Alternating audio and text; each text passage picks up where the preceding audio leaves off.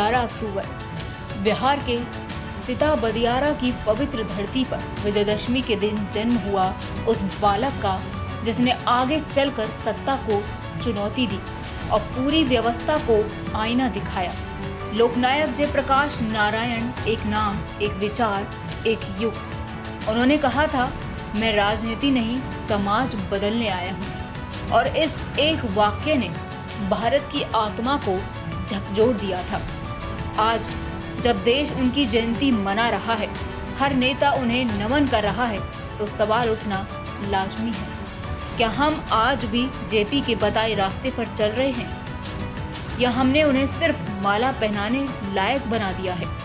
लोकनायक जयप्रकाश नारायण, जिनकी क्रांति अब भी अधूरी है। वर्ष था 1974। देश में भ्रष्टाचार, महंगाई और बेरोजगारी चरम पर थी। सरकार जनता की आवाज से दूर होती जा रही थी।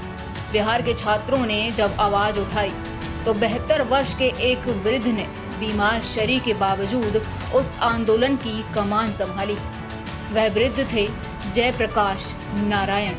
उन्होंने कहा था, संपूर्ण क्रांति अब नारा नहीं, संकल्प है। जेपी की क्रांति सिर्फ सत्ता पलटने की नहीं थी, वह व्यवस्था बदलने की पुकार थी। उनका सपना था भ्रष्टाचार मुक्त भारत, शिक्षा और अवसर की समानता, आर्थिक न्याय और ऐसी राजनीति जहां नेता जनता के प्रति जवाबदेह हों। जेपी ने एक ऐसा विचार रखा जो आज भी लोकतंत्र की आत्मा है कि जनता को यह अधिकार होना चाहिए कि अगर कोई नेता वादा खिलाफी करे तो जनता उसे 5 साल से पहले भी वापस बुला सके। 1975 भारत के लोकतंत्र का सबसे काला अध्याय। देश पर आपातकाल लगा, लोकतंत्र को जेल में डाल दिया गया, मीडिया पर सेंसरशिप थी, जनता की आवाज दबा दी गई थी। लेकिन उस अंधेरे दौर में जेपी वह मशाल बनकर उभरे जिसने सत्ताधारियों की आंखों की नींद छीन ली। उन्होंने कहा था, यह लड़ाई सत्ता की नहीं, चरित्र की है। उन्होंने तानाशाही के सामने सिर नहीं झुकाया, बल्कि देश के युवाओं को पुकारा, उठो, अपने हक के लिए, लोकतंत्र के लिए संघर्ष करो। और इस संघर्ष की सबसे बड़ी खासियत यह थी कि इस आंदोलन में देश के लगभग सभी राजनीतिक दलों के नेता किसी न किसी रूप में जेपी के साथ खड़े थे।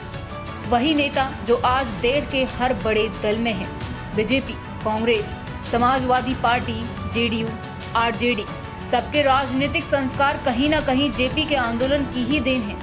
मगर दुर्भाग्य यह है कि समय बीतते ही वे सब उसी उसूल से विमुख हो गए जिसे जेपी ने अपना जीवन देकर गढ़ा था।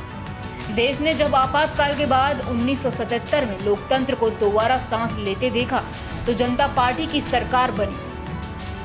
वह सरकार जेपी के विचारों की विजय थी, लेकिन सत्ता संभालते ही वही नेता आपस में लड़ पड़े।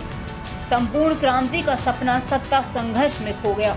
जेपी ने तब कहा था, सत्ता मनुष्य को नहीं, मनुष्य सत्ता को नियंत्रित करे। लेकिन हुआ उल्टा, सत्ता ने व्यक्ति को निगल लिया। जेपी के जीवन का सबसे बड़ा दर्द यही था कि जिस क्रांति की मशाल उन्होंने जलाई थी वह उनके जीते जी ही बुझने लगी। आज 2025 का भारत, जहां हर नेता जेपी को श्रद्धांजलि देता है, लेकिन कोई भी उनकी राह पर नहीं चलता। जेपी ने जिस भ्रष्टाचार मुक्त और नैतिक राजनीति का सपना देखा था वह आज सत्ता की सौदेबाजी में गुम हो गई है। हर दल जनता से वादे करता है, मगर सत्ता में आने के बाद भ्रष्टाचार और अवसरवाद ही हावी दिखता है। जेपी का कहना था, राजनीति सेवा का माध्यम है, व्यापार का नहीं। लेकिन आज राजनीति लाभ और सत्ता का व्यापार बन चुकी है। जो दल कभी उनके आंदोलन से जन्मे, आज उन्हीं में वंशवाद, दल बदल और भ्रष्टाचार की जड़ें सबसे गहरी है। यह जेपी के विचारों की नहीं, पूरे लोकतंत्र की हार है।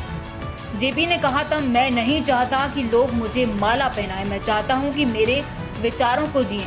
आज उनके जन्मदिन पर यह सवाल हर भारतीय से है कि हम जेपी को सिर्फ श्रद्धांजलि देने आए हैं या उनके विचारों को फिर से जिंदा करने आए हैं। जेपी का सपना था एक ऐसा भारत जहां हर नागरिक को समान अवसर मिले, जहां राजनीति में नैतिकता हो, जहां जनता सबसे ऊपर हो।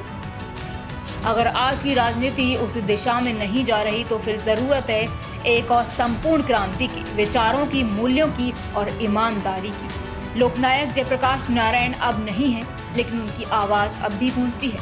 सिंहासन खाली करो कि जनता आती है। लोकनायक जयप्रकाश नारायण, उनके विचार अमर हैं, उनका सपना अधूरा है और उसे पूरा करना हमारी जिम्मेदारी है।